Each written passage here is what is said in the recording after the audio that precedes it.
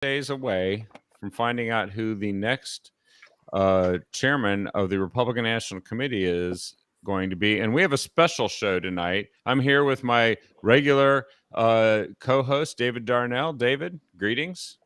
Greetings, everyone. And we have with us two very special guests, 2/3 of the three voting members of the Oregon Republican Party that represent Oregon Republicans on the Republican National Committee, known as the 168. You probably heard that term repeated frequently on television, and that's because there are three members from each of the 50 states, as well as I think 7 territories, something along those lines, or 8 territories, something like that. And with us tonight, Chair of the Oregon Republican Party, Justin Hwang. Justin, welcome. And also the National Committeeman, Solomon Yu.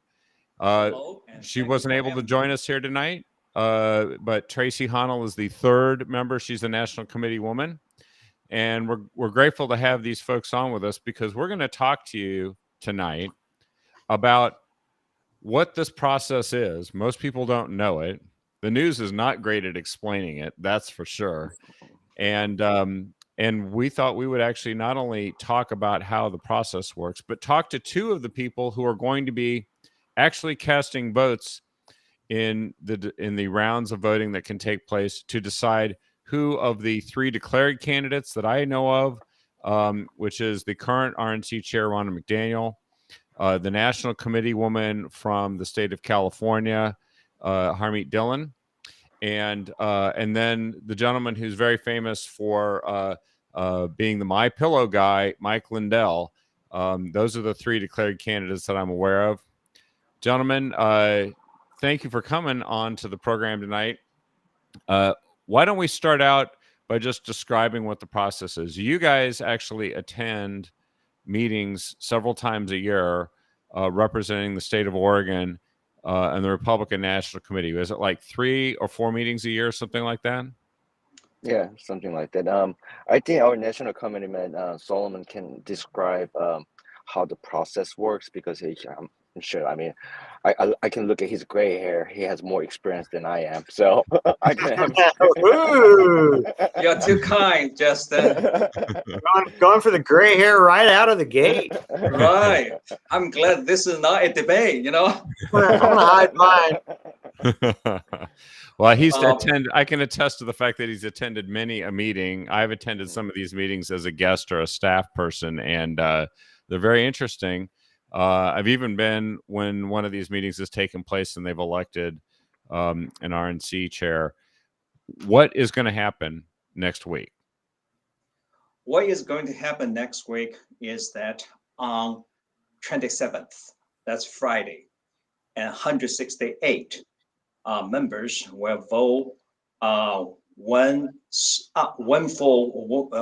will vote for 3 people and then choose 1 state national chairman. And the minimum votes a national chairman must get 85 and 50% plus 1. So people have no obligation to get out. That means you can keep balloting, all the way somebody get it more than 85, and then you are the chairman. So from that perspective, it's going to be a long day. Well, and so you start out the beginning of the day with multiple candidates. Different candidates have been vying for this for weeks. They've been contacting both of you. Folks that are supporting them have been contacting both of you. But you show up that day, you cast first round of votes, and you see who gets enough to actually be in the running. Is that correct? No, actually, the process go like this. If somebody running for national chairman, he or she must declare, sign a letter or email to 168. Here I am, I'm the chairman, candidate. Then he or she must meet legal requirement. Minimum legal requirement is that a candidate needs 3 states to nominate you. Majority member of each of 3 states. That means we have 3 members in Oregon. If Oregon become a nominating state for any candidate, could be chairman, vice chair, co-chairman, and secretary and treasurer, and 2 out of 3 members have to agree, sign the full nominating form. So to nominate that particular person. So at this point, Mike, the pillar man, got 3 states, and Jaime got tens of states, and Rana got tens of states. Okay, so that's how we know we have 3 candidates. They're openly declared. So, what do we need to know? For instance, say, Justin, you've been contacted by so many people across the country. What is the process for considering and evaluating the different candidates and deciding? Obviously, Ronna McDaniel has been the RNC chairwoman for, I think this would be, she'd be completing her 6th year, I think, at this point.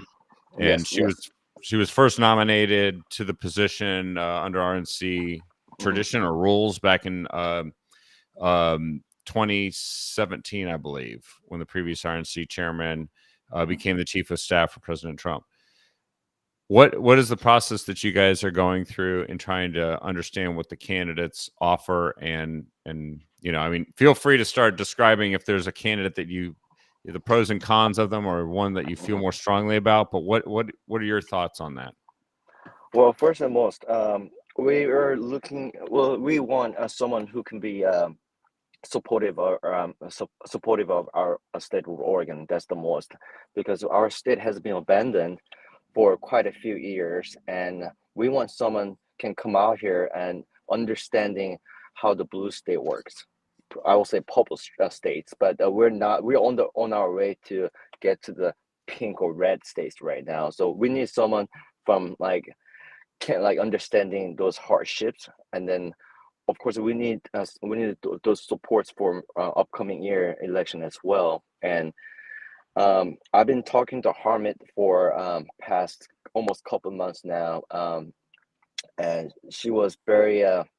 I only met her once in California. I believe it was in Chicago, Solomon, right? Yes. Yeah, and then that was kind of brief. Met her, but it was after the Rana announced for her candidacy. So you know, at the time I just didn't have enough information about her. But more and I talking to her, she was more of go-getter. She's very hands-on lady, and then I think she can definitely bring the fresh ideas for those battlefield. And I'm not sure about the Mike, but I'm planning to meet with Harmit and Mike when I get to the California. And then, but for now, you know, I'm in the very gray, but leaning towards to, you know, maybe I can vote for somebody else other than Rana. But at this moment, I just need to talk to Mike as well, because I don't want to have misinformation or anything, because this is very important election that will impact our state. So I want to be very careful when I cast my vote, because this is the vote I'm voting for our people. So this should not be just coming from my own opinion. And I also getting a lot of emails from our PCPs and the leadership telling me about their preferred candidates, and that's how I'm getting a lot of information as well. But at the end of the day, I'm confident to making a great decision can bring more resource and more programs back to Oregon. So it sounds like one of the things that stands out in your mind is the feeling that maybe Oregon has not been strongly supported in the past as it could be. And of course, I think we did see quite a few close races that we didn't win, but we were very close in this state, which in 2022 kind of felt like a missed opportunity.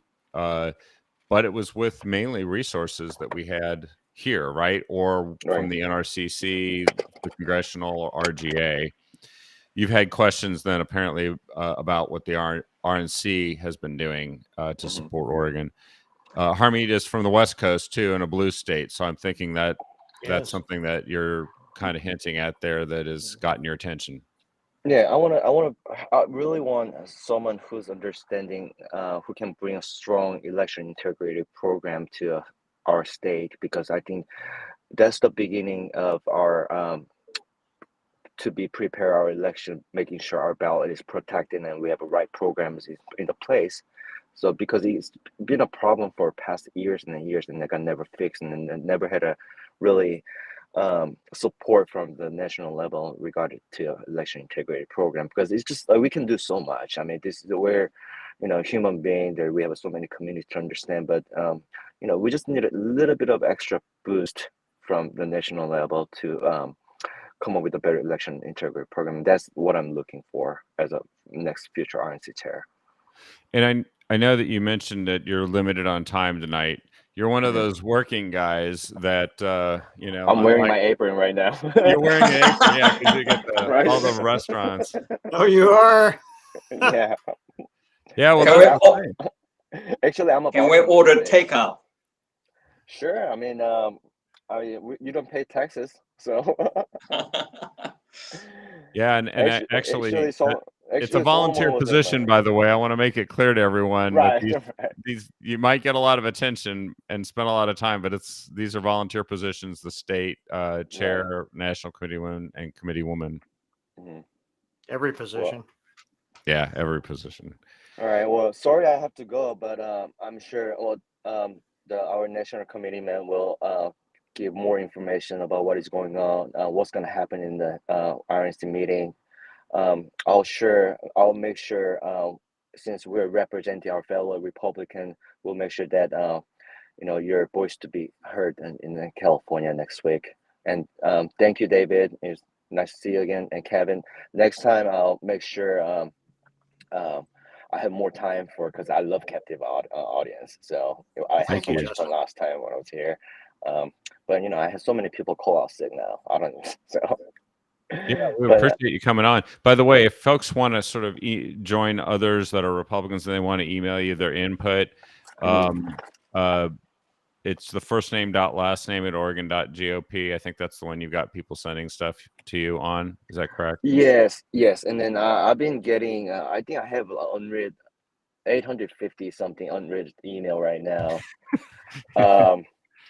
But I'm trying to catch up every day and night basis. But I'll try my best to catch up. Otherwise, I'm gonna have a new cell phone number pretty soon just for the politics. So then they can just for our Republicans. I don't want Tina Kotek to start calling me. So No, that's true.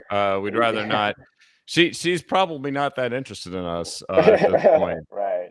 But she may be more interested if we start winning a bunch of races here, which is why you're working so hard to make sure the party's successful. I'll post the email address, and then if there's additional feedback on the show, I'll make sure you get the links to this so you can read some of the questions and watch the rest of the show if you like later. We appreciate you joining us though from work. Thank you. Appreciate you guys. Well, come and join my Joy Teriyaki sometimes. You bet. Thank you, Justin. Thanks, Thank you. Justin. Thank you.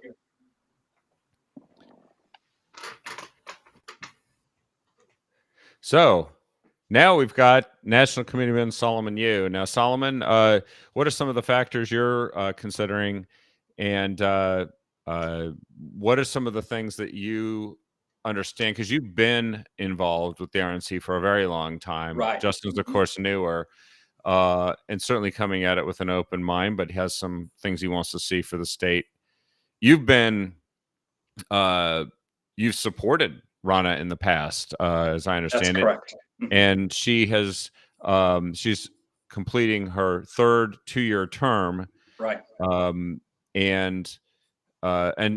you've been involved with the Republican National Committee for was it about 20 years or something along those lines? 23 years already. 23. I want to get it exactly right. And that's that's a long time, but there are a lot of people who are in these positions for a length of time, and that gives them the opportunity, because seniority actually gives people some advantages in gaining attention for their state within the Republican National Committee. But you know Rana.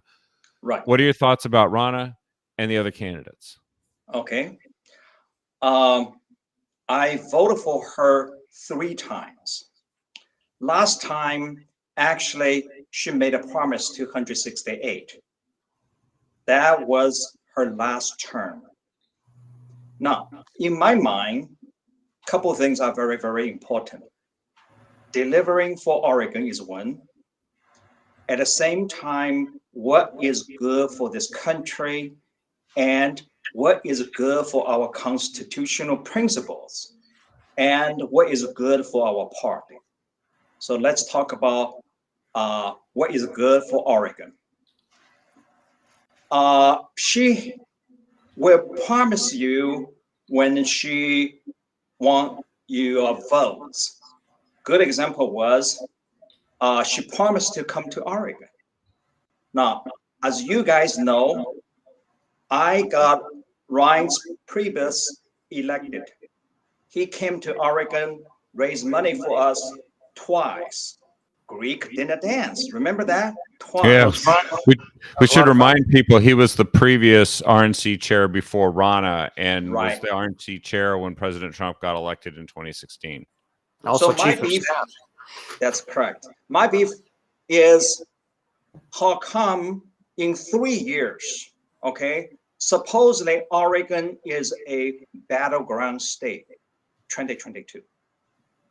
You don't bother to come. Is that a legitimate question? Yes. And she promised, okay, promised cash for Oregon 2022 election cycle. But the political director was here, RNC political director with co-chairman. So I asked political director, I said, Rana promised cash. What happened to the cash? During one of the state central committee meeting, I talked about why cash transfer to Oregon is so important to help us, on one hand, build a party. On the other hand, get other votes. Well, we pay for 3 staff members and a station in Oregon. That's different. Other states, other so-called battleground states, all got a cash transfer. Now, to me, when you promise something you couldn't deliver, shame on you, right? Now, here's something she did deliver. I served on RNC Presidential Debates Committee under Ryan's twice. When Romney was running for president once, and the next cycle I did it again, and basically the 2016 cycle. And so she put me on this. I'm grateful. However, my problem is not me, okay? It's not what kind of committee assignment I'm going to get from her. My problem is she good for America? Is she good for our party? Let's fast forward to whether she's good for America or not. RNC chairman is a CEO of multi-billion-dollar enterprise. 168 members are board of directors. What happened was she promised to win 2016 election cycle and keep us in the House majority. And she lost the House. The next cycle, she did it worse. She lost the White House at the same time she lost the Senate majority. We got a 50-50 Senate. By then, she wanted to run for re-election, and she promised, okay, she promised, this is going to be my last term. So we all voted for her. Now, in my book, if you promise something you are not going to honor, how can I trust you are going to deliver 2024 for us? 2024, the White House 5 is so crucial to our own freedom. The question I have for all of you guys watching out there, can America survive one more term Beijing Biden's rule? Yeah. I call him Beijing Biden for a reason, okay? We break the story. Red state break the story. We had evidence. Biden's son, Biden took him to China on Air Force 2 through Mr. Yang. Mr. Yang is Politburo member of CCP, who is the middleman. And Mr. Yang got 1.5 billion, and to fund Biden's son's BHR, which is a joint venture between CCP elites and Biden's son. Okay, and so 1.5 billion from Bank of China.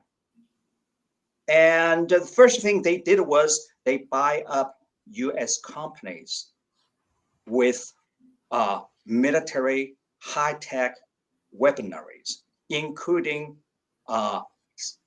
submarines technology. And when you have that, he made money. Guess who gets the 10%? The big guy gets the 10%. Remember that story, right? So this is the story that I think the state of Oregon, the Republican Party, actually played a role in getting it to break. And this was in 2020, correct? Yeah, we were breaking that story in 2020. And so when you see this kind of stuff is going on, you know America is not going to survive one more term, Beijing Biden. That's how I call him, Beijing Biden. Okay, and of course, you know, Hunter's laptop from hell back me up, right? Yeah, and prove me right. And so when you have this kind of situation, you say, all right, if you are not going to fight for us, okay, I will explain what's going on at RNC right now. And you are really fighting for consultants, fighting for insiders, then we are in trouble. Now I'm looking at whether or not we can keep this republic, assuming we are going to be defeated 2024 with the current leadership. Now, let me explain how this revolving door works for Ronna. This is so wrong. Let me introduce you to the lady named Katie Walsh. Katie Walsh was Ryan's previous RNC chairman, chief of staff. When Ryan got promoted to Trump's White House chief staff, he took her with him as his deputy White House chief of staff. Katie Walsh is never Trumper. Today, still never Trumper. Got fired by Trump in 2 months. Why? She was leaking White House information to our enemy paper, Washington Post. Yeah, the Washington Compost. That's right. Right? Guess what Ronna did? Ronna picked her up, hired her as RNC/Trump campaign fundraiser. Really? Pay her $300,000 a year. Okay. Then Wow. her husband also previously was Ryan's previous RNC chief staff again, Mark Seals. Two of them put together a consulting firm doing fundraiser for now other NRCC, NRSC, and RGA, Republican Governors Association. Yeah, those are all the entities, folks, that assist different kinds of candidate campaigns. Right. NRCC is congressional. We had 3 targeted races and one race that we were keeping here. RGA, Republican Governors Association, that was the one involved with the governor's race here. And then there's RSLC, which is the Republican State Leadership Committee that actually helps state legislative races. No. NRCC, Republican National Congressional Committee. Yeah, that's the congressional responsible raising money to fund House races. Yes. And NRSC is Republican National Republican Senatorial Committee, responsible electing U.S. senators. Mm-hmm. So they got a contract from everybody. 2020 election cycle, husband-wife team made 24.6 million. Jeez. Piss off Trump to no end. Okay? Because you talk about somebody betrayed Trump, betrayed the White House, Ronna picked up and did all that. So do we have confidence in Ronna's leadership to winning election? No. Well, she hasn't been. I think you pointed out that she hasn't been winning elections. That's correct. So that's one thing. And then there was a lot of money raised and spent that seemed to make a couple of insiders pretty well to do. That's correct. Yeah. And how do they make that money? Was it just was there something in the budget that the RNC could just pay people? Was it a fee contingency if they raised money, or what was it? For fundraisers, you pay this person a salary, then allow that person to get a bonus based on percentage of how much you raise. But the evolving door go like this. Okay, RNC staffs quit their jobs as a staff member to be independent contractors for RNC. And so they get deals, sweetheart deals, I'm talking about. Really a swamp. So they make more money being an independent contractor to the party than working as an employee. You got it.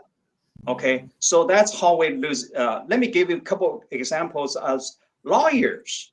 RNC lawyers open their own law firm, become a vendor. Okay, so those vendors, guess 2020, you heard those stories, right? When Republican poll observers got kicked out, they didn't have the number to call anyone, right? They don't know who to report. The point is, you have to call somebody now, the minute you got kicked out. And so you can file for conjunction and lawsuit right now, not until election results came out, and also crooked election results. That was 2020. Did we learn anything 2023 or 2022? No, we didn't learn anything. What happened was, good example, okay? Carrie Lake. Carrie Lake is a candidate for Arizona governor, Republican nominee for Arizona governor, right? That's correct. Candidate for Arizona governor. And then the situation go like this. Did we learn anything from 2022, Arizona, right? No, we didn't learn anything. And RNC did not have lawyers there to do voter election integrity. Actually, now we call it election integrity. Yep. And so what happened was the day so-called the machine got a problem again, they sent voters to other voting polling places. And so because of that, and now we know they cheated again, right? Instead of fight Perry's lawsuits, Carrie's Lake's lawsuit, and RNC chairman made a deal with Mike Lindell. Mike Lindell actually offered to hire a couple of lawyers to sue. And that story he told me, we're friends, okay? Mike Lindell is a friend. And he told me personally, he said, Ron offered to take lawyers I got for Carrie Lake off my hand and pay for legal bill and talk me out of running for RNC chairman. Of course, very difficult to change Mike's mind. Yeah. And you couldn't change Mike's mind, and she walked away. So Mike is holding the bag for all the legal bills. So he was paying for the legal bills to help Carrie Lake, who there was a significant legal case. There were severe malfunctions with voting machines on the day of voting, which they made a strong case for saying that that affected the outcome of what was a very, very close vote in that state. Same with, I believe, is it the Attorney General's race was also Yes. extremely close, Yeah. even closer than the governor's race. And it sounds like that because you're saying that Rana, because she was unable to cut a deal to get Mike Lindell to drop out of the race, she decided not to take on the task of supporting Kerry's legal case. That's in correct. election integrity. And Okay.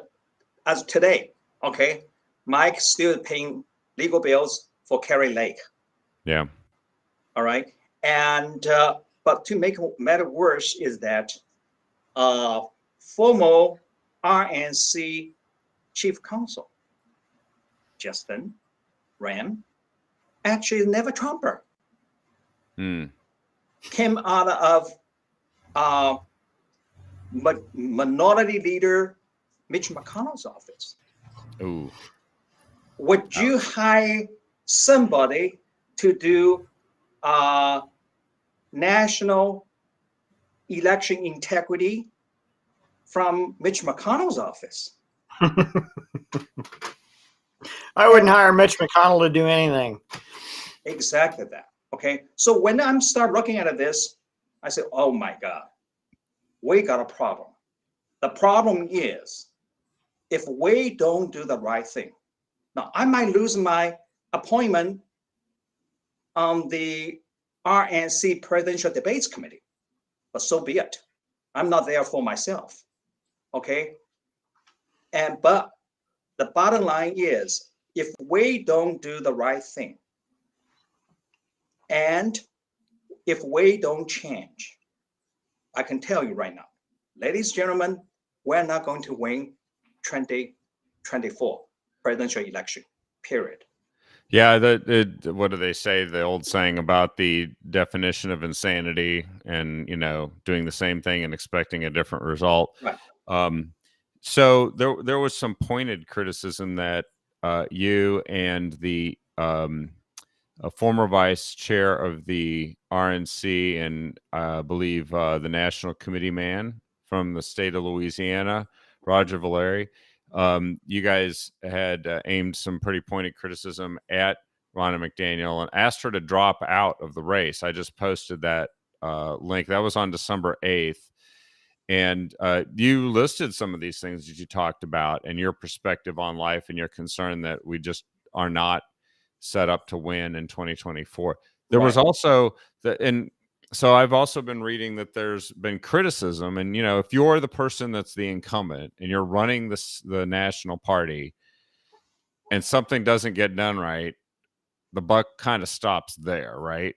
And the criticism that I've heard aimed at Ronna McDaniel was that she wasn't really prepared for the early voting and the things that Democrats did in many states where they built up a lead. And then we had a pretty high risk situation going into election day where even if our turnout dropped off just a small amount, we lose. And then you look at a bunch of states and that's what happened, right? Yeah, that is what happened. On that, I expressed my view during private meetings at RNC because usually I don't go public with this kind of stuff, right? And the problem is our own mindset. Now I use my brother Daniel Yu, who is medical equipment salesman and getting a rep of the year consecutively for 3 years of this. And one of the good examples he made was if my opponent, okay, only got a 1 day to push to get in all the orders and try to be the quarter, he's not going to make it because I spent every day for the entire year at getting orders in. So early voting Democrats is doing exactly that. They would have 30 days. We only got not even 24 hours. Who is going to benefit from 30 days collecting votes and ballots, right? Democrats. We're not going to win anything. The second point is, it's so sad, the kind of thing we would not dare to talk about it. It's a leadership vacuum, what I call. I raised the issue, by the way. When U.S. Supreme Court ruled in our favor, Roe v. Wade, we all cheered. But we also realized immediately, other side of the coin is you are going to motivate, or Democrats will use this issue to motivate young voters on their side to come out. So what is our counter strategy? None. Would you believe it? None. And we don't have our effort to get out our young voters. We're not targeting them. 2022, this cycle. The reason we don't target them is Rana's family, sister, mother, they're pro-choice. So bring this kind of issue up is going to get lots of moderates, pro-choice Republican upset. But again, are you in command or not? You're the commander of GOP army. And winning 2022 election is your responsibility. Because your family members oppose, the decision, I'm talking about U.S. Supreme Court decision. That does not mean you are not going to prepare and lead the troops into the battle. Well, So there that's was what a, we're thinking. well, there was an, you remind me of an article that I came across back beginning of January. It was a Washington Examiner article, and the title of it was "An Election About Nothing: Republicans' Lack of Vision to Blame for Midterm Failure." And I'm reading this, and literally the things you said almost exactly match what's cited statistically in this article. And so you're saying that Rana did not lead an offensive messaging strategy in that, which is, yeah, I don't know how, if you just expected to win, that I guess that's the result that we saw. So when you think about the candidates that you are preparing, or the candidate you are leaning towards or planning to support, you have a couple of choices, right? And we've heard a lot actually from Harmeet Dillon. She has a big presence on. Well, she's on TV all the time as a First Amendment lawyer, right? And I believe she was one of the lawyers for Trump in 2020. One of the folks that was a part of that effort. But she said that lots of Republican leadership needs to be fired. That was one of the articles, which is pretty direct about what she thinks. She's talking about lots of consultants and vendors and fundraisers need to be fired because those are revolving door. Remember we talked about that? Mm-hmm. Where are those vendors? Are they mainly based? Where are they mainly based, and what is their connection to the party usually? Connection to the party is they used to working for RNC, and they think with their RNC position, they can get a contract from Rana very, very easily. And with those contracts, they should not be a salaried person, so they can make more money. But again, we're doing this for the cause to keep this republic. Then you have staff members become vendors and become consultants and fundraisers. They're there for the money. Yeah, and there's lots of money. I mean, Trump was responsible for probably the largest fundraising the RNC had ever done. And to your point that you made earlier, and Arizona is a great example. Arizona is an R+4 state. Yes.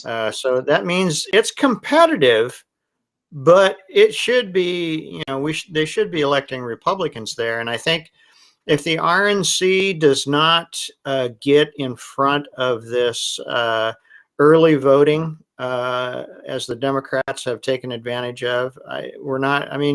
We've got to do something different. We've got to approach our elections differently. In the state of Oregon, you can harvest ballots. Right. There is absolutely no reason the Oregon Republican Party should not be doing that starting Absolutely. the day that The first we opportunity, yeah. yeah, I mean, we saw one of the closer elections that we've seen in 13 years that I've been involved, 14 years that I've been involved, and I think the difference was chasing ballots. You know, I mean, we could have used money from RNC to chase ballots. We will definitely need someone who understands what the stakes are, waiting around for ballots to come in versus what the stakes are. And the Democrats have already learned this, which is going out and getting the ballots. Because at the end of the day, messaging, everything is important, but at the end of the day, it's math. Those ballots need to get in. Collecting the ballots, and that's why when I talk to RNC political director, and when co-chairman Tommy Hicks was here. Yeah. And I was arguing for direct transfer from RNC so we can use the money to collecting ballots. Okay. Yes. And the problem is putting staff, 3 paid RNC staff on the ground. They're not going to get out there collecting ballots for us. And we have to pay somebody to do it. Right. That's the bottom line. Well, and there is a state that did have a robust early voting and effort, and California, baby.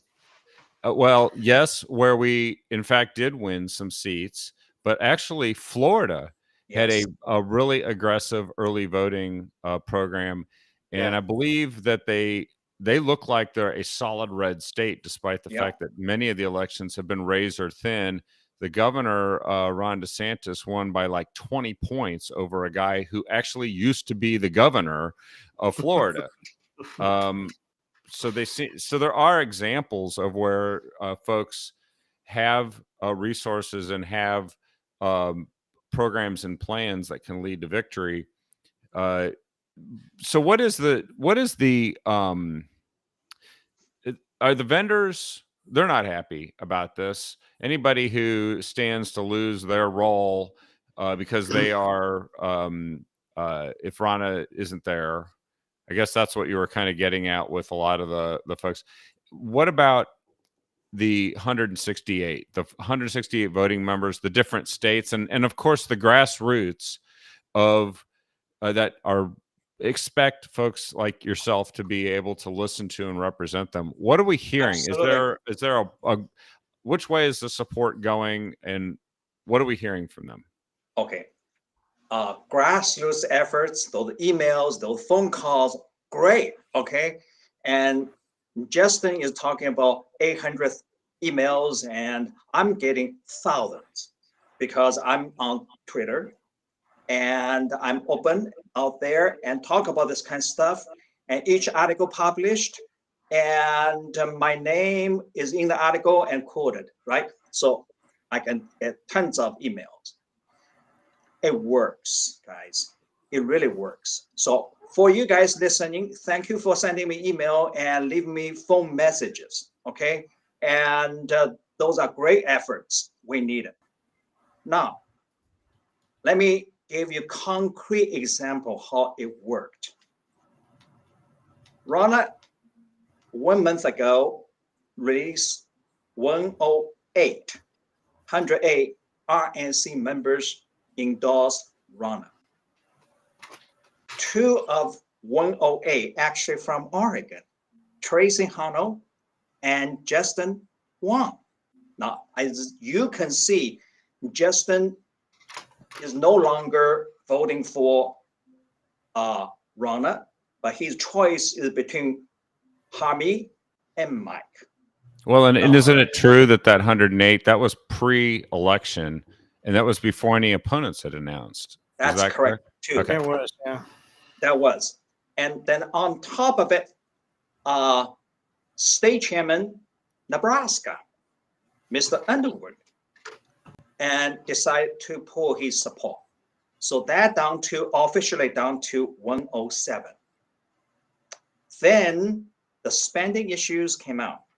Now the spending issue, in my view, because I was quoted in the paper too, the reason they asked me to comment on those spending issues, I led RNC Executive Committee investigation on Michael Steele misusing RNC money and put RNC in debt, 26 million. But let me tell you this, Rana's spending issue is worse than Michael Steele. The reason worse than Michael Steele paid $500, okay, and took a couple friends to a strip bar, buy drinks. Yeah, I remember that.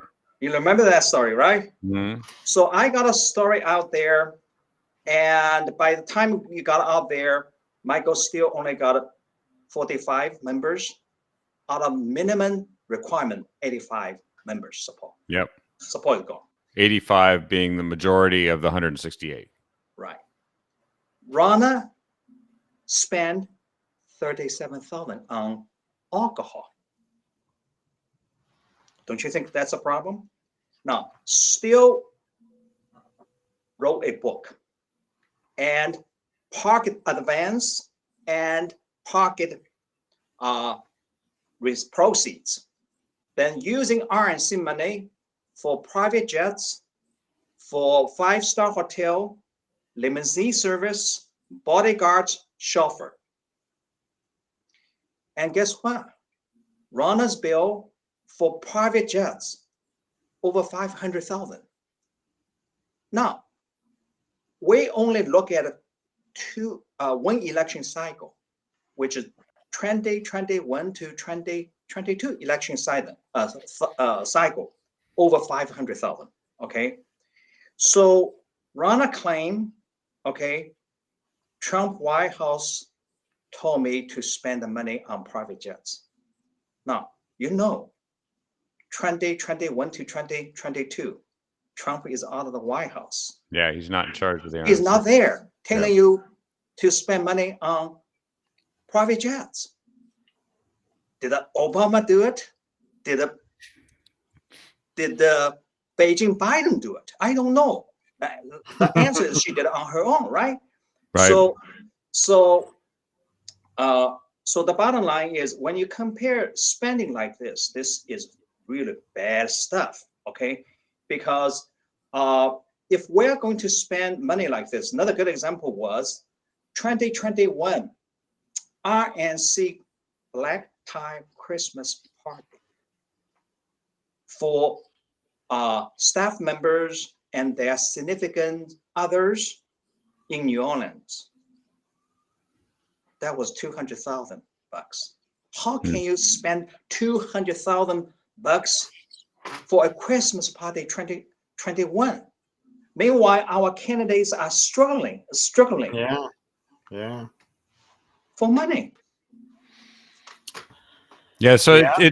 it sounds like there's quite a few things that have gone into your consideration for what you're planning. Have you settled on a candidate yet, or are you or is there somebody that you feel like is in the lead? I've seen some polling. I think there was a Trafalgar poll that was put out nationwide that tried to assess where Republicans in general across the country are.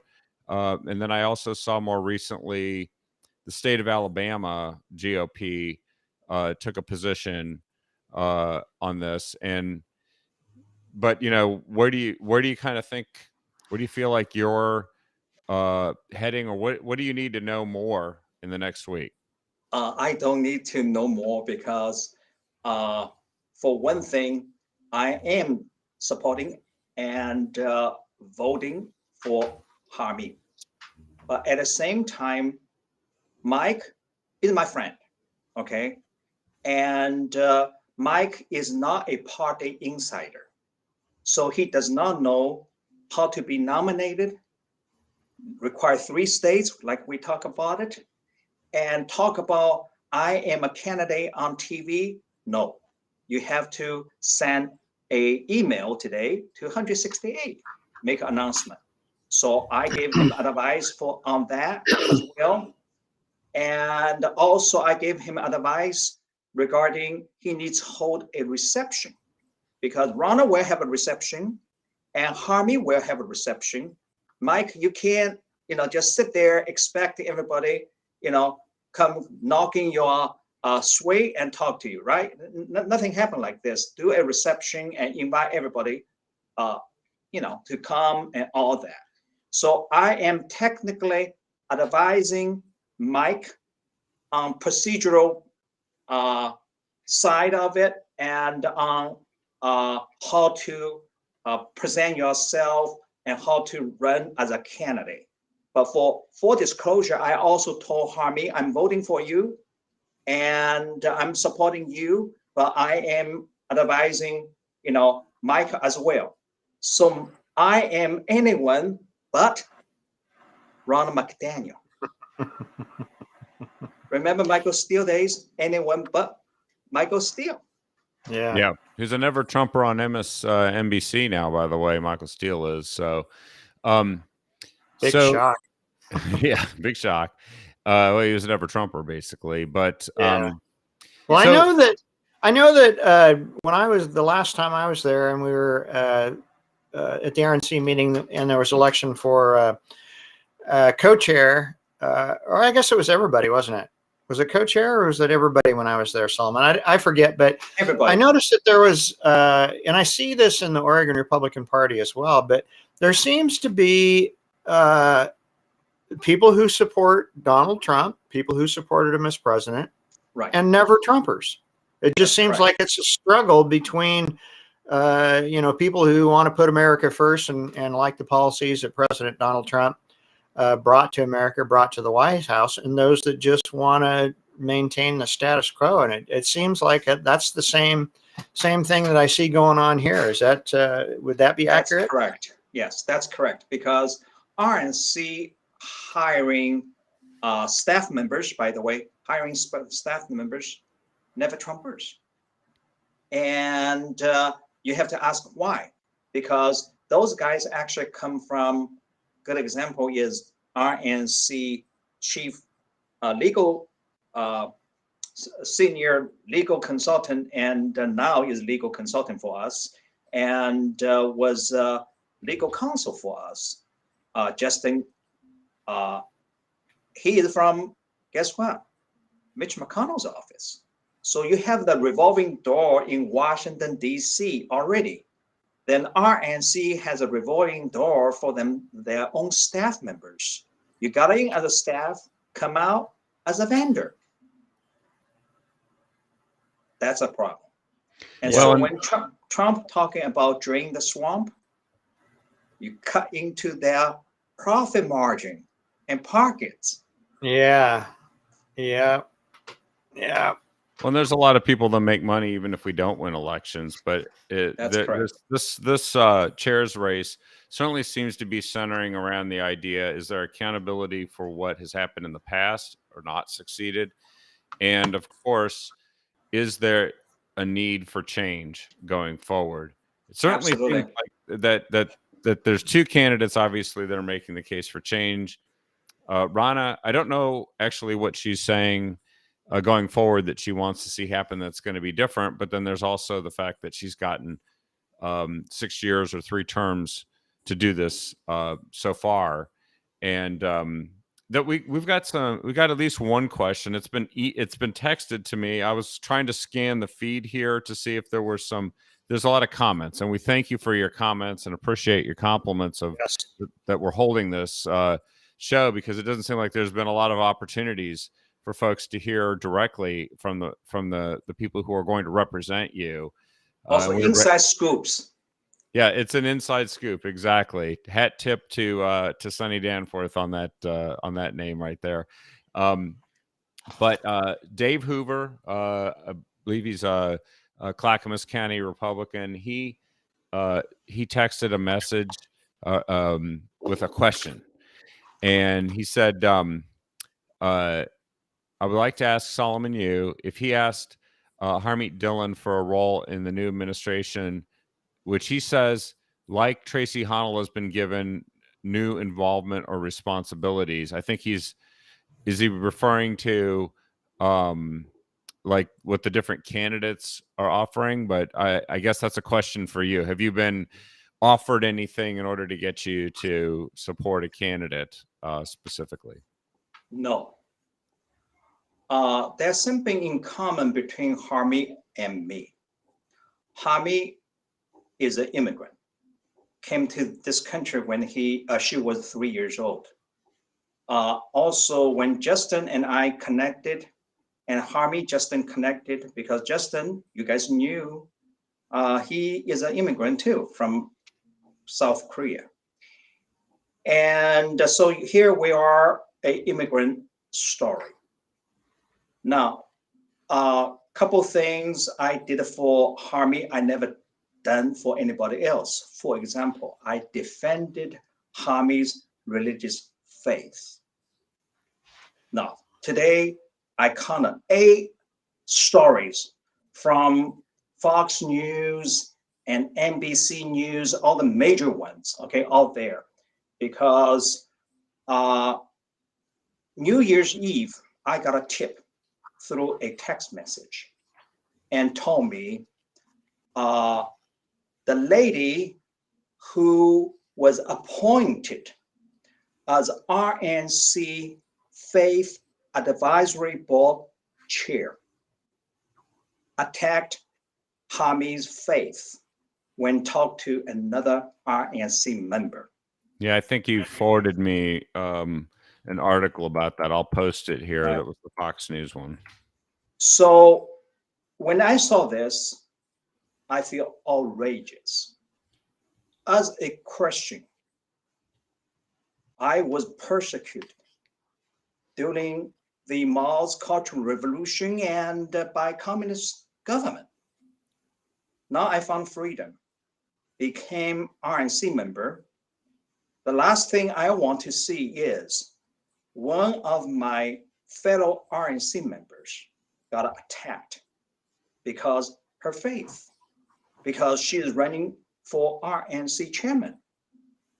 Also, the person got attacked, Harmeet, is a constitution lawyer. Her entire career had been defending civil liberty. I mean, it's unbelievable stuff. This kind of things could have happened in my party, okay? So from that perspective, yes, I never go public and front and center, okay?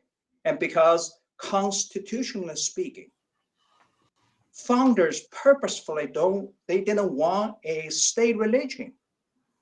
So we would have true religious liberty. Not my own party, my own colleagues support Rana's re-election is violating this very own constitutional principle. So that's my problem. And now when you look at this, you say, okay, something needs to be done. Somebody needs to speak up, stand up. So I choose to be the one to stand up. Well, I posted those stories there. I also saw you've sent something along to have ready to share that the Marion County Republicans have actually passed a resolution. Yes. Did you want to describe that here? Yes, I would describe that because tomorrow night, Clackamas County GOP Central Committee will pass the same resolution. And for that reason, actually, I drafted a ORP resolution, hoping ORP Executive Committee would consider and vote on it. And but requirement is the meeting had to be called 30 days outside the window of ORP State Central Committee per some our rules bylaws. around that. Yeah. And as a constitutionalist, I live and die by our bylaws, right? That's our constitution. That's the constitution of the state party, right? Right, exactly that. And so based on that, I'm running out of time. I couldn't do it.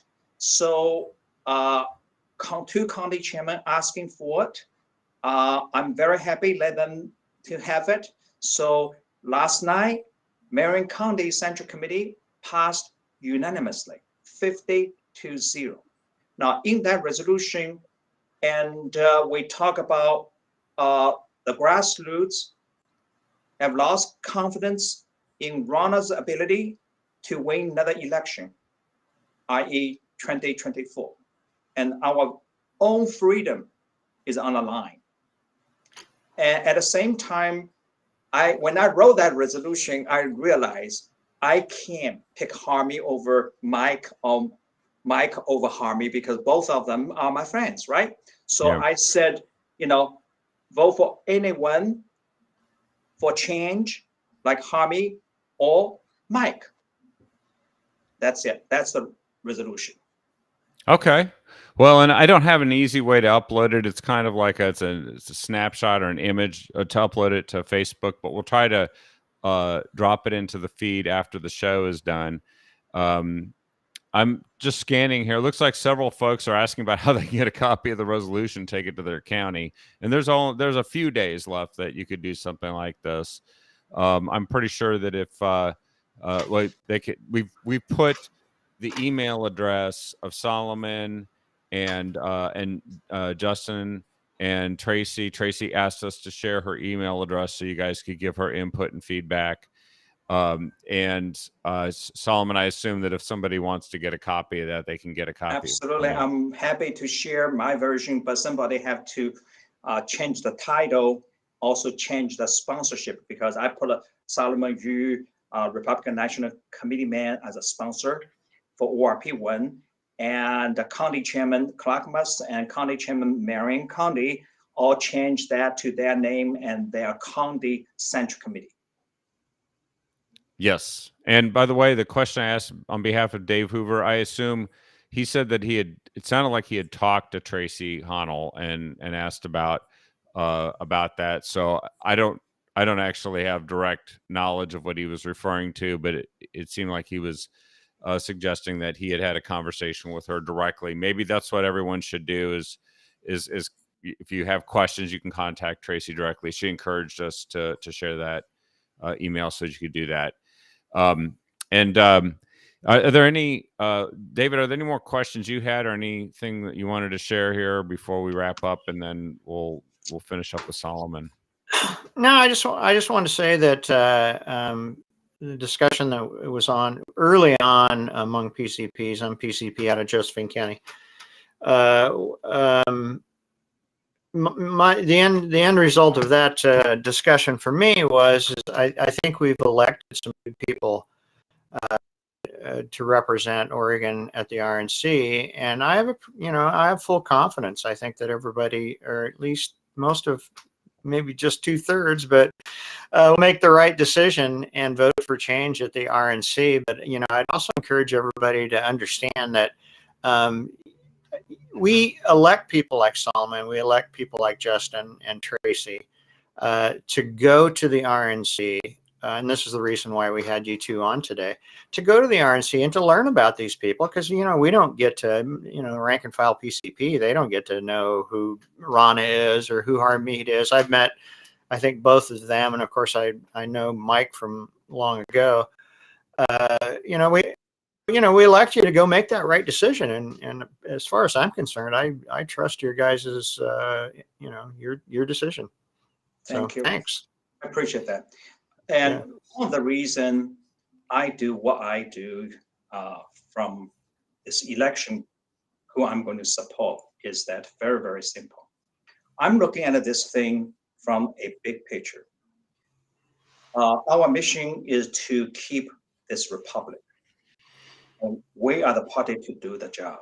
Don't expect our opposition party to keep this republic. They're going to destroy it. And well on the their way. question is, Yeah, if we don't change at the RNC, can we keep this republic? Clearly, I demonstrated the answer is no. On top of it, personally speaking, I escaped once from Communist China. Found freedom here. If we lose this republic, I have no place to go. Absolutely no place to go. America's the last stand for liberty. Exactly that. Neither do you guys. So from that perspective, I don't care whether or not Rana is going to take away my committee assignment on the Presidential Debates Committee. I don't care. Just do the right thing for this country and for this party. And thank you guys for having me. Thank you, Solomon. By the way, I wanted to mention something. You guys both pointed this out. A lot of people don't realize that the party itself is like a Republican form of government, as in you elect representatives at each level. So the precinct committee person, some of you on the feed here are precinct committee persons, many of you, you're elected by registered Republicans in your precinct that you file to represent. Precinct committee persons elect the leadership of each county, the chair, vice chair, delegate, secretary, treasurer. Those folks are the people that form the state central committee, who get together and elect the chairman every 2 years, the vice chair, secretary, treasurer, and then every 4 years they elect the national committee man and national committee woman. So this is why you need to speak out, make your voices heard. They've been entrusted really by a process that represents Republicans in the state at the most basic level, the voter, all the way up through the people that represent you on the Republican National Committee, the 168. We're fortunate to have two of them here tonight. Again, thank you, Solomon. Thank you, Justin, as well, for joining us. And I saw some folks on the feed encouraging us to have party leadership on more often. You heard Justin say he loves the show, so I think that's not going to be too hard to do. Me too. And Solomon as well. And we'll, of course, invite Tracy and see what we can do to make the party feel a little bit smaller. We started the show, and we've done over 300 shows. We started the show because we didn't want to be held captive by the Democrats anymore, and we wanted to speak out, but we also wanted to make sure that people understood and learned about Republicans and conservatives and the things that are happening in the state. We'll keep doing that. So thanks, everyone, for joining us. Do share this show with everyone you can. You can share it from Facebook, from YouTube. We're also on Twitter, and get that out to as many people as possible. And then, of course, look in the feed for the contact information so you can share your opinion with our state's Republican leadership. Thank you so much, David. Thank you, Solomon. And we will be back next Monday with another episode of The Captive Audience. Have a great night, everyone. Good night. Bye.